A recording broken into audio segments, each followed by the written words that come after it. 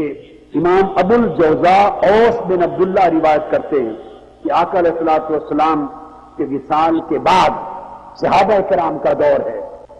قرط اہل المدینہ قاتا شدیدا فشکوا الی عائشہ، وہ شکوہ لے کر آئے ام المومنین حضرت عائشہ صدیقہ رضی اللہ تعالی عنہا، بڑا قحط ہے اہل مدینہ، خشک سالی سے ختم ہو گئے، فصلیں اجڑ گئیں، قحط زیادہ ہے.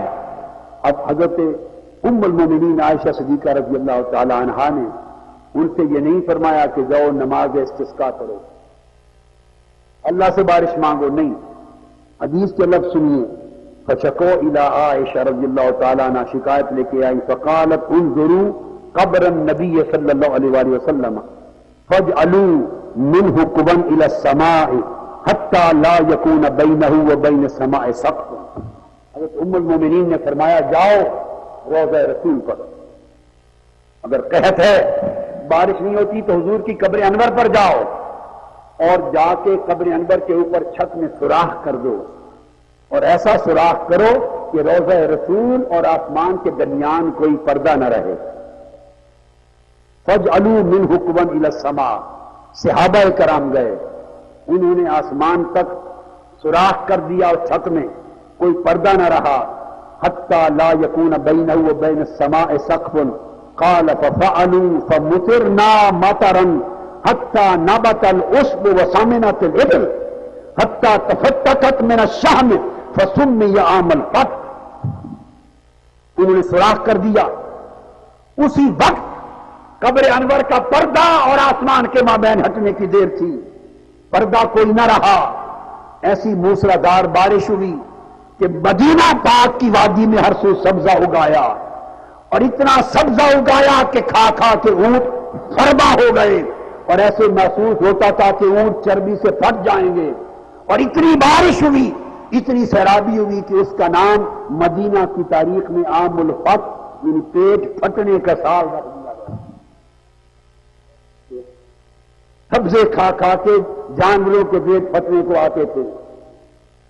یہ حدیث آقا علیہ الصلوۃ والسلام عائشہ صدیقہ رضی اللہ تعالی عنہ صلاۃ الاستسقاء کی بجائے روضہ رسول سے توسل کرنے کا حکم دے رہی ہیں. حکم عائشہ صدیقہ ہے، اور کسی ایک صحابی نے انکار نہیں کیا، کسی نے اعتراض نہیں کیا، کسی نے یہ نہیں کہا کہ ام المومنین آپ سنت تو صلاۃ الاستسقاء ہے، بجائے اس کے کہ آپ ہمیں حکم دیں کہ ہم جا کے نماز استسقاء پڑھیں، آپ ہمیں روضہ رسول کی طرف بھیج رہی ہے. اعتراض نہیں کیا.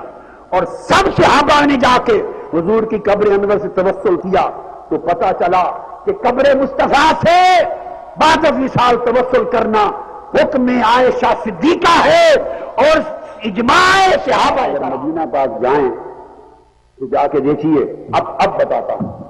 گنبد خضرا کے مواجہ شریف کی جانب جدھر آقا علیہ السلام کا چہرہ مبارک ہے، مواجہ شریف، مواجہ شریف چہرہ مبارک، باہر کی طرف چلے جائیے، رات کے وقت یا دن کے وقت روشنی میں دیکھیے گنبد خضرا کو. اوپر گنبد خضرا کے اوپر جو کمی ہے اوپر، اس کے نیچے آپ کو اتنی موٹی ابری ہوئی جگہ نظر آئے گی آج بھی. اب جو شخص عمرے پر جائے دیکھے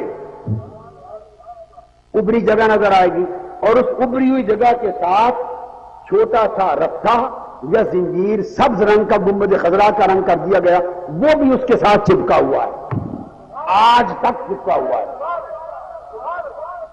ارے اس موجودہ صدی تک اہل مدینہ کا یہ عالم تھا، اس صدی تک کہ جب قحط ہو جاتا بارش نہ ہوتی تو اہل مدینہ حضور کی آل میں سے کسی سیدزادے چھوٹے 5 6 7 سال کے بچے کو اوپر چڑھاتے، اور وہ جو حضور کی قبر انور کے اوپر چھت میں سوراخ تھا، اوپر جو کمرے تعمیر ہوتے گئے، گنبد بنتے گئے، سوراخ کے اوپر سوراخ ہر چھت میں رکھا جاتا رہا اور زنجیری کھینچی جاتی رہی، حتیٰ کہ آخری گنبد خضرا کے باہر اس سوراخ سے زنجیری یا رسہ باہر کھینچ دیا گیا. اس رسے کی ڈور ساری نیچے حجرہ عائشہ کی چھت تک جاتی تھی. اور اہل مدینہ میں جب قحط ہوتا، ابھی 100 سال پہلے تک وہ سیدزادے کو کھڑا کرتے، وہ رسے کو کھینچتا، سارے روشندان کھل جاتے، جب آخری سوراخ بھی کھلتا تو مدینے کا قید دور ہوتا، بارش آتی تھی۔ اس عمل کو آج کر دیا۔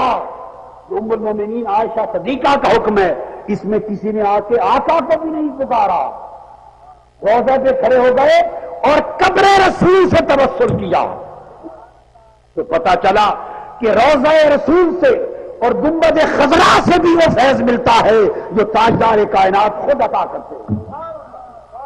اور میں آپ کو ایمانداری سے کہتا ہوں، جو فیض تاجدار کائنات کی بارگاہ سے ملتا ہے اسی فیض کا عکس قبر مصطفیٰ سے ملتا ہے، جو فیض قبر مصطفیٰ سے ملتا ہے اسی کا عکس گنبد خضرا سے ملتا ہے، جو فیض گنبد خضرا سے ملتا ہے اسی کی شعائیں مدینہ کے گلی کوچوں سے وہ فیض عطا ہوتا ہے۔ دراصل منبع ایک ہے فیض کا، توسل کا، شفاعت کا، عطا کا، سخا کا، وہ ہے ذات مصطفیٰ۔ ذات مصطفیٰ کے فیض کی کرنیں چار سو عالم پھیل رہی ہیں، اور مصطفیٰ کی بارگاہ کے توسل کے لیے نہ قرب درکار ہے نہ بود۔ جو امتی جاؤ مصطفیٰ کو پکارے صلی اللہ علیہ وسلم، حضور اس کی جھولی وہی خیرات کے ساتھ بھرتے ہیں۔